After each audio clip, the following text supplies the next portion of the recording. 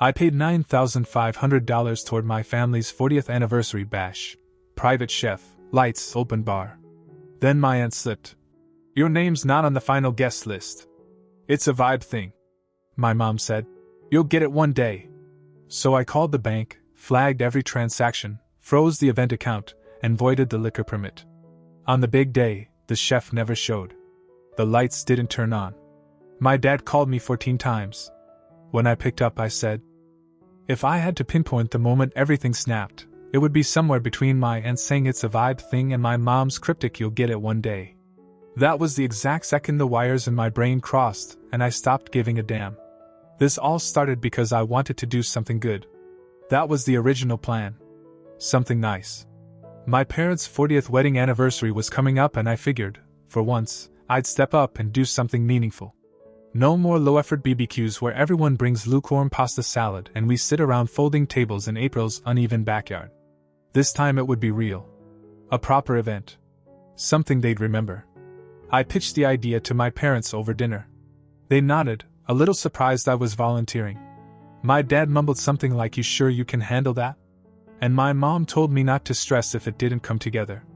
Jenna just said, "Cool.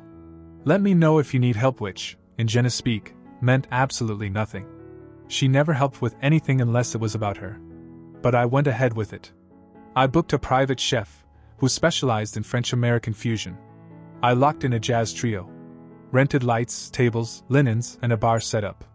I paid deposits, wired vendors, and double-confirmed every detail because I knew no one else would. $9,500. That's what I was out by the time I looked at my credit card statement one night. And no one had offered to split anything. Not even my sister, who I later found out was helping Aunt Rose design the vibe board for the event. Apparently, there was a whole theme, golden summer nostalgia, which I didn't even know about. That's when it started to feel off. Like I was doing all the heavy lifting, but they were steering the ship without me. 2 weeks before the event, I stopped by my parents' place to drop off some documents for the venue.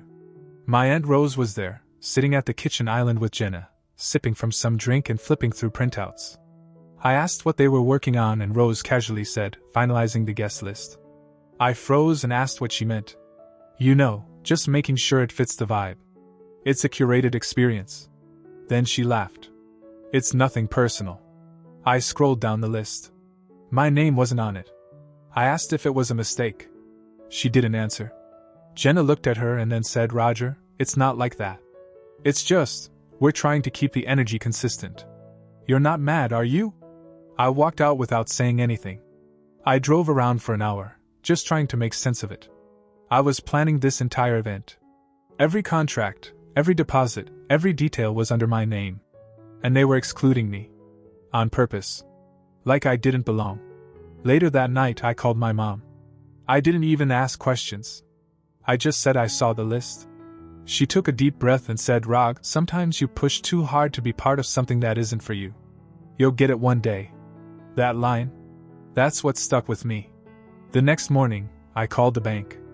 I flagged every event-related transaction as unauthorized and started a dispute. I froze the event account. I called the chef and explained the situation. He agreed to cancel and return the deposit since it was a personal occasion. Same with the lighting crew.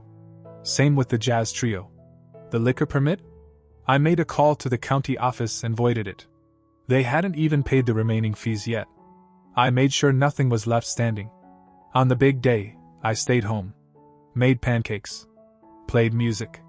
Took a nap. Around noon, the text started. Then the calls. Jenna messaged, "Where's the food?" Marcus, "Why is the bar shut down?" Then my dad. 14 missed calls in 2 hours. I finally picked up. He asked what was going on. Why nothing was set up. Why the chef never came. Why they couldn't serve alcohol. I could hear the panic in his voice, like he was still trying to believe it was some kind of mistake. I told him, "Guess I'm just not part of the vibe." Then I ended the call. And that's when everything began to change. The fallout started slow. Nobody wanted to admit what had happened. For the first few days I heard nothing. Just silence, like they were all too stunned to figure out who to blame. Then the messages started trickling in. My sister Jenna sent a long paragraph that started with "Hey, and ended with "We didn't think you'd take it that personally." I didn't respond. Aunt Rose posted a cryptic quote on Facebook about holding on to bitterness. My mom left me a voicemail that said she missed me and that things got out of hand. Dad never called again. I figured that was it. Lesson delivered, point made. I thought maybe they'd reflect, maybe even apologize. That's not what happened. Instead, they went quiet again. Not the kind of quiet that comes from guilt. It was more like strategic silence. Like they were waiting me out. Like I was the one who had to crawl back. That's when I realized they didn't think they'd done anything wrong. So I started making some changes. First thing I did was stop covering Jenna's mortgage. Yeah, she had me on the hook for the last 6 months because she was between jobs and things were tight. I never made a big deal out of it. I just sent money to her account every month, and she said thanks with that usual air of entitlement. But this time, I just stopped. 2 weeks passed before she noticed. She called, didn't even ask how I was. Just said her payment bounced, and she was confused. I told her it wasn't my problem anymore. She got quiet and then hung up. Then came my dad's hospital bills. He's been on a bunch of prescriptions since his bypass last year, and I'd been helping cover the out-of-pocket costs. Again, never a thank you. It was just expected. Like I owed it to them. But the thing is, they'd made it clear I wasn't really family. Not in the way that counted. So I pulled back there too. I didn't say anything, just let the bills arrive like usual, but this time unpaid. A month later, I got a group text from my mom. Hey family, we're going through a rough patch financially. If anyone can help out with Dad's medications this month, please reach out. Even $50 helps. I didn't answer. Then something happened that really pushed me over the edge. One afternoon, I stopped by their house to grab some things from the garage. I used to store a few old boxes there, photo albums, tools, the kind of stuff you don't need in an apartment. But what I really came for was my car. My first car. A '94 Celica I'd rebuilt with my friend Brian in college. I kept it in their garage because I didn't have space where I lived. It was gone. I stood in the garage staring at the empty spot for a full minute before I even called my dad. He picked up and sounded casual, like nothing had happened. I asked him where my car was. There was a pause. He said, "We sold it. You hadn't used it in years. Figured it was just collecting dust." I didn't yell. I didn't argue. I just stood there in silence, my phone still in my hand, trying to wrap my head around the fact that they'd sold the one thing I told them explicitly to keep safe. A car that meant something to me. Not money-wise, but memory-wise. It was mine. That was the moment I decided I was done. No more calls. No more support. No more playing the role of the forgotten son who still bends over backwards for people who mock him behind his back. Because they did. I'd heard the things my cousins said when they thought I wasn't listening. About how uptight I was. How I always tried to insert myself into things. It was always clear they didn't see me as one of them. I just refused to see it until now. From that day on, I went cold. By the 3rd month, it wasn't just distance, it was an erasure. My name disappeared from the group chats. The old family thread on Facebook got quieter. I found out they made a new one without me when my cousin Devin accidentally sent me a screenshot meant for someone else. I wasn't even angry anymore. Just numb. I was out of sight and officially out of their version of the family. And still, the only person who seemed to notice was my grandmother, who called now and then to ask why I didn't come around. I never told her what happened. Didn't want to dump that on her. She just said the house felt different these days. Around that time, Jenna lost her job. Again. And just like before, she reached out, not to catch up, not to ask how I was, but because she needed money. She'd missed rent. Her car needed repairs. Her words were carefully chosen. Not exactly an apology, but full of forced nostalgia. She sent a photo of us as kids, said she missed those days. Then added, "I know things have been weird, but I could really use some help right now. Just until next month." I read the message twice. Thought about how she'd laughed when Aunt Rose said I wasn't part of the vibe. Thought about all the times I bailed her out, and she barely said thanks. I didn't respond. She tried again the next day. This time, she added, "Please, Roger. You've always been the one who keeps things together." I left that one on read too. A few days later, I got a call from my cousin Marcus. I didn't pick up. Then another from my mom. Then a text from my dad, which was the most unexpected. "You're being cruel, Roger. This isn't how family treats family." I stared at that one for a long time. The nerve. After everything they'd done, I was the one being cruel. I didn't reply. But I did go and check the title on the Celica, just to confirm. Sure enough, they'd sold it to some guy 2 towns over. Used my dad's name to transfer ownership. I could have pressed charges. I almost did. But I knew that wasn't the kind of win I wanted. I wasn't interested in courts or police. I wanted them to sit in the discomfort they'd created. To understand, slowly and fully, what it felt like to be left out, devalued, erased. Meanwhile, things weren't going so well for them. Jenna posted in one of those local Facebook groups looking for a roommate.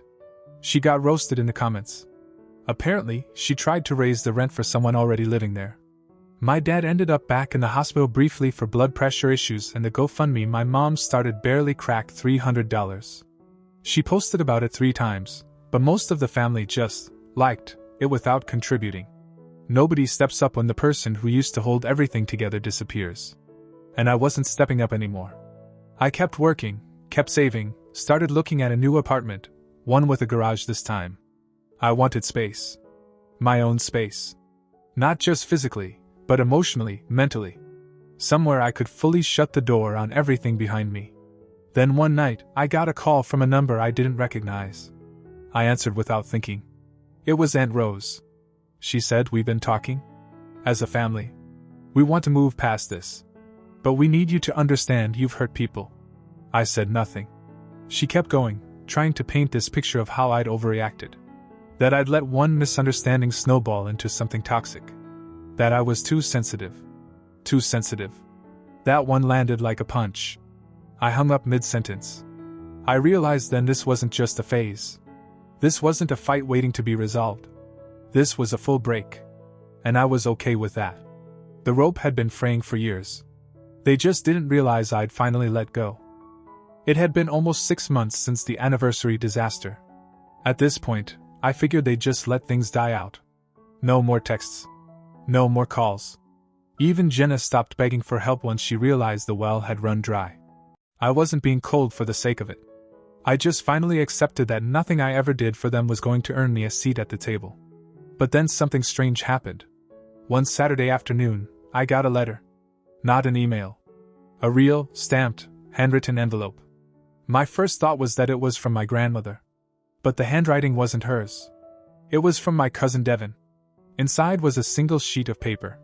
He said he wanted to meet. In person. Said he had something to tell me but didn't want to put it in writing. That he felt guilty. That there was more to what happened with the car. At first I thought it was some elaborate trap to guilt me into forgiving everyone. But something about the letter felt off. Like he was scared. I called him, and he picked up on the first ring. His voice was shaky. He said we had to meet somewhere quiet. So we picked a diner off the highway. He didn't even order food. Just sat down and said it. It wasn't your dad who sold the Celica. That stopped me cold. It was Jenna. He told me she was the one who listed it. Used my dad's info. Apparently, she'd found someone online who wanted a quick buy, and she took the cash, $3,000, and used it to pay off a loan she'd been hiding from everyone. My dad only found out later but took the fall to protect her. He didn't even want to lie. But your mom told him it was better to just say it was his decision, otherwise it would blow up the whole family. I didn't speak. Devin kept rambling, probably expecting me to yell. But all I felt was a cold sort of confirmation. Of course it was Jenna. Of course she took something that wasn't hers and expected no consequences. And of course my parents covered for her, like they always did. But that wasn't the worst part. The worst part was what he said next. They're planning something. I asked what he meant. He said he overheard a call between Aunt Rose and my mom. They were trying to convince my grandmother to change her will. Apparently she had left a small property, a lake cabin, in my name years ago. It wasn't much, but it meant something. She used to take me there when I was a kid, said it was my place to escape. My name was still on the documents. They were trying to transfer it. Quietly. That snapped something inside me. I stood up, left cash on the table, and drove straight to the county records office on Monday. Sure enough, There had been an inquiry into the deed the week prior. Someone pretending to be me. They had actually tried to forge the paperwork. It took me 2 weeks and a lawyer to lock everything down, but I did. I had to send in proof of identity, file an alert, even set up a password-protected access on anything related to the property. I didn't tell them I knew. I wanted them to find out later, when it was too late. That's when I knew this wasn't just dysfunction. It was theft. It was manipulation. It was malicious. They hadn't just left me out of a party. They had tried to erase me from the family entirely, and take anything valuable I had with me. I didn't get angry. I got colder. I updated all my accounts. Changed my number. Set up a new trust. I even moved into a new place with a private garage. No one got the address. And then I waited. Because the more you take from people like that, the more desperate they get. And desperate people always come crawling back. It came sooner than I thought. I was at work, sitting through a finance meeting I barely cared about, when an old number flashed on my phone. Jenna. I let it ring out. She called again an hour later, then texted. Hey. I know things are weird. But can we talk? It's important. Please. I ignored it. By that evening, there were 5 missed calls, all from her. Then my mom called. Then my dad. Nobody had called me this much in the past 6 months combined. Something was up. The next morning, I got a knock on my door. It was Jenna. In person. I didn't even know how she found my address. She looked rough. Makeup smudged, eyes red, like she hadn't slept in days. She didn't wait for me to invite her in, just started talking right there on the doorstep. She said she needed help. That her car had been repossessed, she was 3 months behind on rent, and this was the kicker, she was being sued for fraud over a bounced check she wrote under our dad's name. I said nothing. She kept going. It's just one more favor, Rag. Just this once. Please. I'll pay you back, I swear. She wasn't crying, but she wanted me to think she was close. I asked if she remembered selling my car. She froze. It wasn't like that. I didn't think you even cared about it anymore. I stepped outside and closed the door behind me. I told her I knew everything. Devon, the forged inquiry about the cabin, all of it. She just stared at me, stunned, like a kid caught stealing from a candy store. Then she said the wildest thing I've ever heard her say. But you're still family. You're supposed to help us. That word again. Us. The people who laughed when I was excluded. The people who sold my car, tried to take the cabin, blamed me for everything, and still thought I owed them something because I was technically their blood. I didn't yell. I didn't get dramatic. I just told her it wasn't happening. No more favors. No more saving her from her own mess. She begged. Then she got mad. Called me selfish. Said I was letting my parents down. I didn't argue. I didn't even stay outside. I just walked back in and closed the door in her face. A few days later, I got a message from my dad. He said they'd been talking and wanted to clear the air. That the family had been through a lot lately, and maybe we could all sit down. I didn't answer. Then the final straw hit. My grandmother passed away. It wasn't unexpected. She'd been in declining health. What shocked me was how I found out, a Facebook post. Not a call. Not a message. Just a public post from Jenna. They didn't invite me to the funeral. Not even a mention. That told me everything I needed to know. I hadn't walked away from them. They never really let me in to begin with. But I wasn't sad. Not in the way they expected. I was calm. Detached. Because when you stop chasing people who've already closed the door, you realize the silence is more peaceful than the noise ever was. The funeral came and went. I watched it unfold through photos other people posted. Saw the fake tears, the filtered eulogies, the same cousins who never visited my grandmother suddenly holding flowers like they were extras in a TV drama. My name wasn't mentioned in any post, not even a tag. Like I was never her grandson. Like I didn't sit with her every summer when I was a kid, learning how to fix things around that old lake cabin they all pretended to forget existed, until they thought they could steal it. 3 weeks later, the apology finally came. Sort of. It was a group video call. Jenna initiated it. She must have convinced my parents it was time to heal. I didn't answer at first. But they tried again the next night, and something in me said pick up. I clicked accept. The screen filled with familiar faces I hadn't seen in months. My mom. My dad.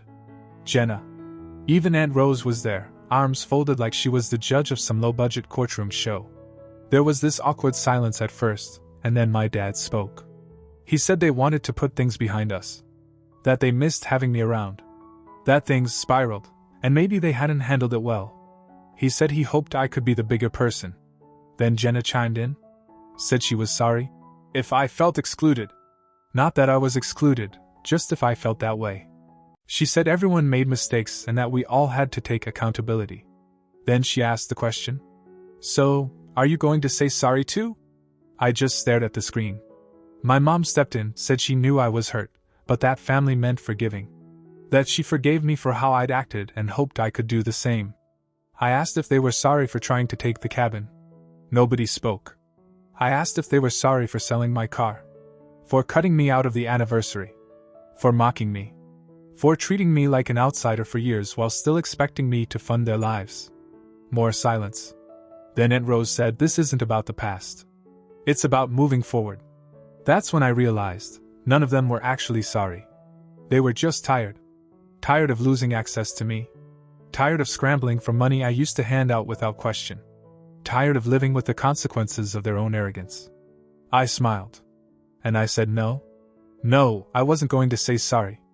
No, I wasn't going to pretend like things could go back to normal.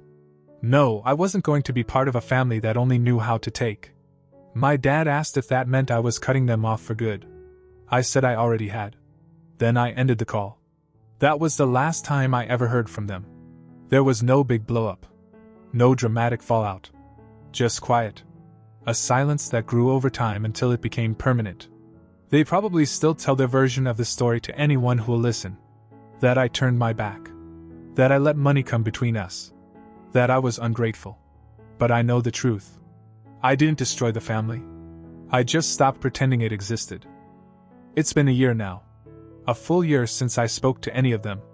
No calls. No messages. No surprises.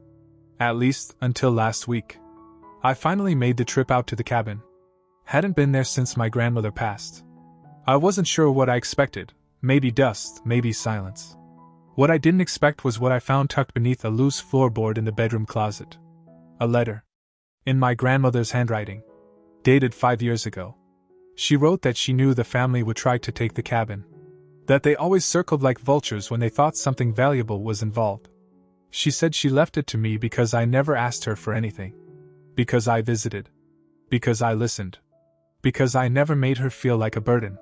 She ended it with, if they ever turn on you, come here. Remember this place was always yours. I sat on the floor and read that letter 3 times. It felt like she was right there next to me again, making tea in the kitchen, humming a tune I never recognized. So yeah, maybe they did their best to push me out. Maybe they lied, stole, and turned their backs. But they didn't win. They don't know peace like this.